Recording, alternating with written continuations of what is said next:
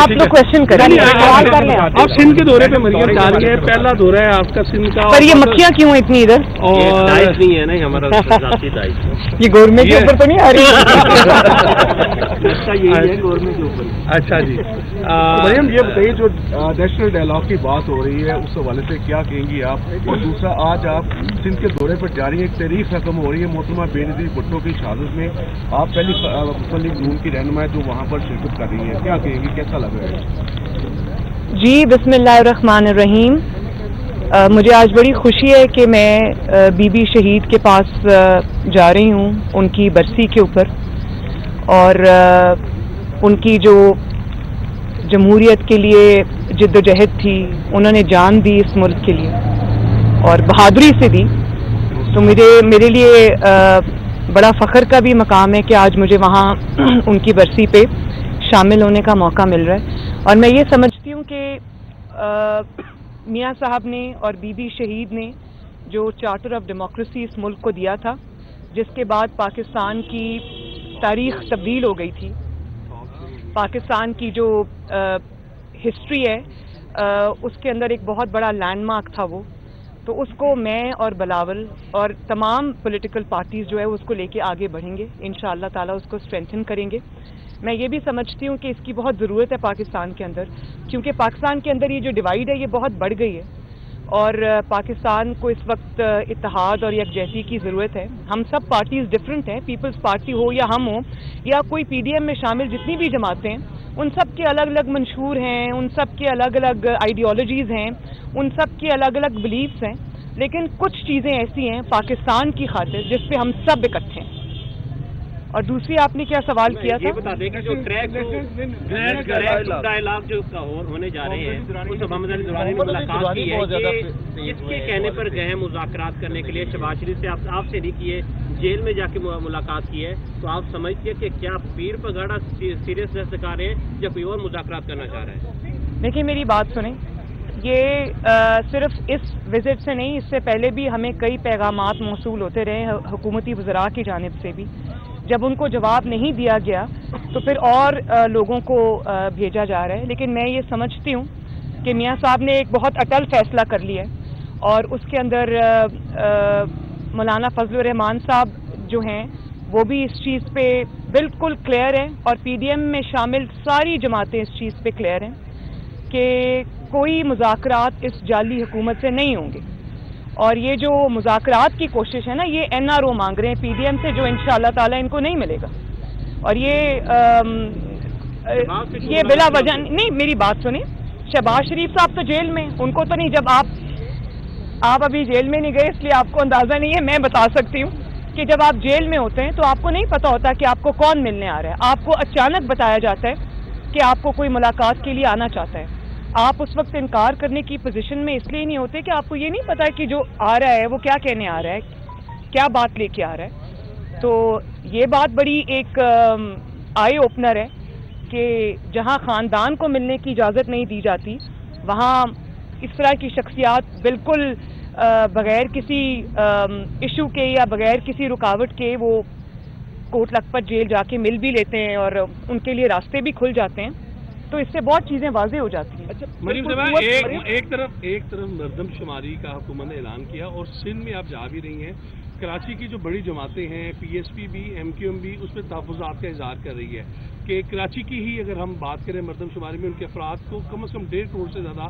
کم دکھایا گیا ہے۔ کیا حکومت، ایک طرف آپ لوگ تو پریشر ڈال رہے ہیں، لیکن کیا آپ سمجھ رہی ہیں کہ حکومت جو ہے انہوں نے دھاندلی کا آغاز 2020 کے آخر میں ہی شروع کر دیا مردم شماری کو لے کر، اور آپ کی جماعت بھی کیا مردم شماری کی جو ابھی کرائی گئی ہے اسے تسلیم کرتی ہے؟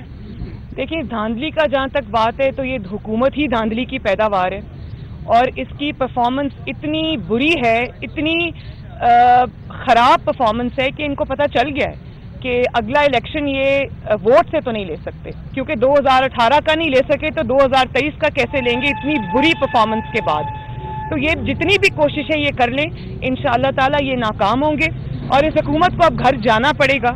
یہ الیکشن سینٹ کے آگے کر لیں، پیچھے کر لیں، شو آف ہینڈز کر لیں، خفیہ کر لیں، جس طرح بھی کر لیں، اور آپ یہ دیکھیں کہ کیبنٹ کی میٹنگ ہو رہی ہوتی ہے، ترجمانوں کا اجلاس ہو رہا ہوتا ہے، اور وہ जाली सिलेक्टेड वजीर आजम खुद उसको चेयर कर रहा होता है।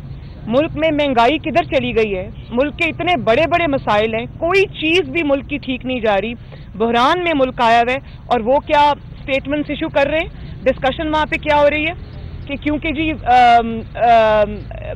पीडीएम जो है वो बलावल नहीं आया मर्दान में तो हो पीडीएम में दरार पड़ गई, अब मरियम कहीं नहीं जाएगी तो हो पीडीएम में दरार पड़ गई। मुझे तो सीरियसली मुझे उनकी इस वक्त रहम आता है ज़हनी हालत पे, जो अपनी पूरी नज़रें पीडीएम पे लगा के बैठे हुए हैं कि फलां लीडर वहाँ नहीं पहुँचा तो उम्मीद लगा के बैठ गए कि शायद दरार पड़ गई हो। तो ये तो एक शिकस्त खोर्दा आदमी की जहनीत की निशानी है जिसको पता है कि मैं जा रहा हूँ। अच्छा मरियम, ये बताइएगा कि कुछ कुव्वतें हैं जो फिर से कोशिश कर रही है, कई बार नाकाम हो चुकी है कि शहबाज शरीफ साहब को मियां साहब से अलग किया जाए, एक ये मुलाकात उसकी कोशिश हो सकती है। दूसरी ये बात है कि मौलाना, एक मिनट पहले एक बात कर लें, देखें ये बात हिस्ट्री से साबित भी है, ये बात आज के दौर में भी साबित हुई है कि शहबाज शरीफ साहब जो हैं वो अपने भाई के बहुत वफादार हैं, अपनी पार्टी के साथ वफादार हैं, और अगर वो वफादार ना होते तो इस नालायक को वज़ीर आज़म बनाने की ज़रूरत ना पड़ती, आज वो वज़ीर आज़म होते। अगर वो धोखा दे सकते हैं, वो अपने भाई के साथ लॉयल हैं, अपनी पार्टी के साथ लॉयल हैं, और उन्होंने सारी ऐसी ऑफर्स को ठुकराया जिसका सबूत ये है कि आज वो अपने बेटे समेत जेल भुगत रहे हैं। अच्छा मैडम, ये बता दीजिएगा कि आपने आर्या पार की बात बिल्कुल ठीक, हाँ, आर्या पार की बात की थी, आप किस तारीख तक देख रही हैं, कौन सा महीना? बहुत जल्दी इंशाल्लाह, बहुत जल्दी इंशाल्लाह।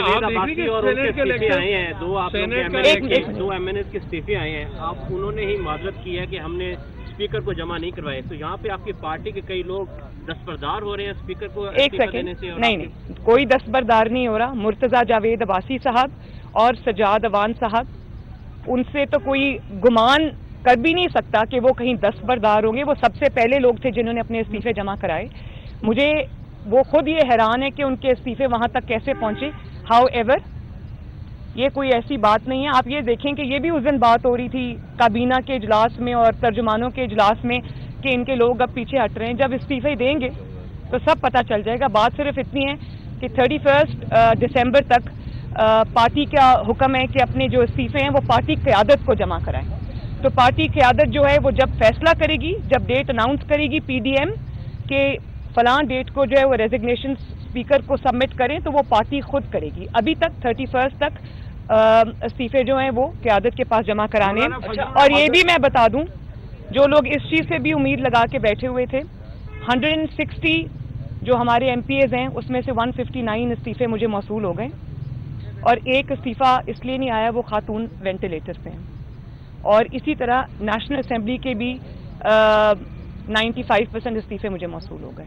मौलाना फजल रहमान की, और ये जो आपने कहा ना कि लोग पीछे हट रहे हैं, मैं आपको एक ये भी बता दूं कि अगर कोई किसी इस चीज़ से उम्मीद लगा के बैठा है तो वो बहुत अपने आप को बेवकूफ़ बना रहा है। उसकी वजह ये है कि लोग मुस्लिम लीग नून और पीडीएम की तरफ देख रहे हैं, लोग तहरीक इंसाफ की तरफ नहीं देख रहे।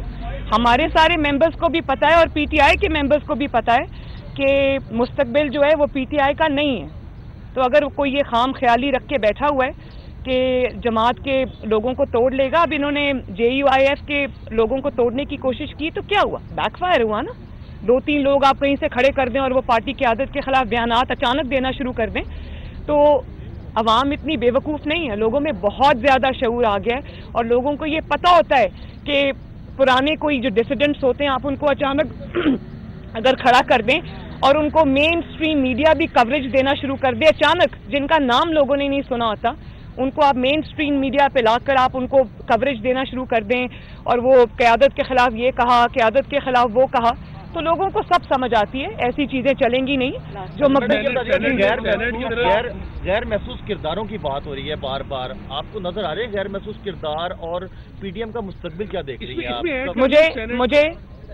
मुझे नहीं, पूरे पाकिस्तान को गैर महसूस किरदार नजर आ रहे थे, और अब पूरे पाकिस्तान को ये भी नजर आ रहा है कि जो गैर महसूस किरदार है वो पीछे हट रहे हैं। आखिरी क्वेश्चन, मुलाकात हुई है तो उसमें मोहम्मद अली दुरानी साहब से जो गुफ्तगू हुई है उसमें भी शहबाज साहब ने कहा है कि मैं पार्टी का पाबंद हूँ, पार्टी फैसलों का पाबंद हूँ, पीडीएम जो फैसला करेगी मैं उसके साथ जाऊँगा। तो क्या ज़िमनी इलेक्शन के हवाले से भी कोई ऐसी बातचीत चल रही है कि ज़िमनी इलेक्शन में आप हिस्सा लेंगी और शहरी इलेक्शन में? دیکھیں بالکل ایک ڈبیٹ ہو رہی ہے. پارٹی میں دو قسم کی رائے ہے. اوور ویلمنگ رائے پارٹی میں یہ ہے کہ پارٹی کو الیکشنز میں حصہ نہیں لینا چاہیے. یہ حکومت اگر جا رہی ہے تو ہم اپنی 1-2 سیٹس قربان کر سکتے ہیں, اس کا ایشو نہیں ہے, لیکن حتمی فیصلہ اب پی ڈی ایم کرے گی. اگر پی ڈی ایم مولانا فضل الرحمان صاحب کی سربراہی میں یہ فیصلہ کرتی ہے کہ ہم الیکشنز نہیں لڑیں گے تو ہم نہیں لڑیں گے.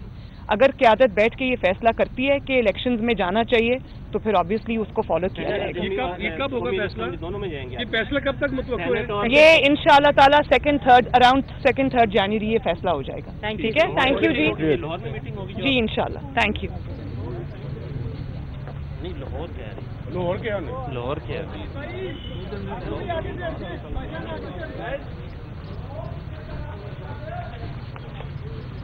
سے دے دیو کنے بنائے